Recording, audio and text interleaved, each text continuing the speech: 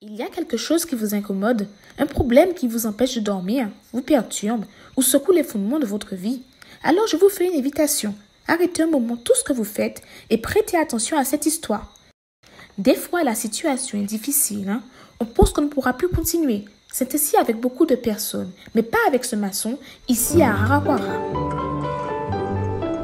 En regardant ainsi, c'est juste un homme travaillant, mais il n'a pas de jambes. La vie de Salima était ainsi. Beaucoup de tempêtes sont arrivées, des vents qui auraient renversé n'importe qui, n'importe quel mur, et voyait qu'il avait plusieurs raisons pour se décourager. Non, je n'ai pas accepté. Parce que j'ai regardé en arrière et j'ai vu qu'il y avait quelqu'un qui dépendait de moi. Alors, un motif pour ne pas décourager. Quand il y a de la volonté, de la disposition, il n'existe pas de barrière capable de bloquer.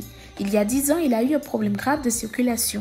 En premier, les médecins l'ont amputé de la jambe gauche, puis de la droite. Il avait beaucoup de douleurs, mais ce n'était pas le pire. La phase la plus difficile, c'était quand je sortais pour travailler. Les gens pensaient que je n'y arriverais pas. On dirait que Salima était testée. Son mariage s'est fini et pour compléter, 8 mois après, il a souffert d'un AVC.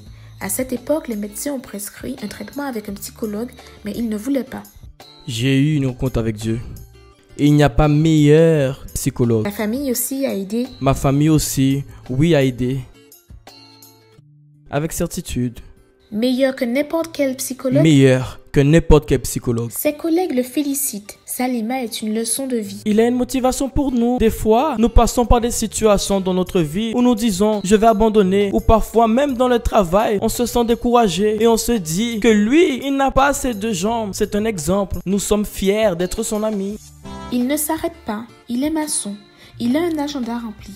Il arrive à livrer quelques clients. Mais même ainsi, il trouve le temps d'aider d'autres personnes. Il est volontaire dans la construction de l'église. Jamais personne n'espère ces pièges du destin, mais cela lui est arrivé. Mais Salima savait que ça ne servait à rien de se révolter. Sa tête s'est fortifiée. Il n'y a pas de nouvelles comme cela. Qu'aujourd'hui, la tête fonctionne mieux, que cela ne sert à rien d'avoir un bon physique si la tête ne fonctionne pas. Et vous voulez savoir une chose ? Il n'a qu'à remercier, car il a obtenu le respect de tous, de ses enfants, et bientôt va se marier de nouveau.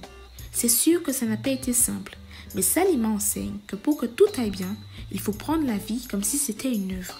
Il faut de la douceur, du dévouement, de l'amour, tout cela. Tant pour vivre que pour la construction. Et il ne faut pas arrêter l'œuvre.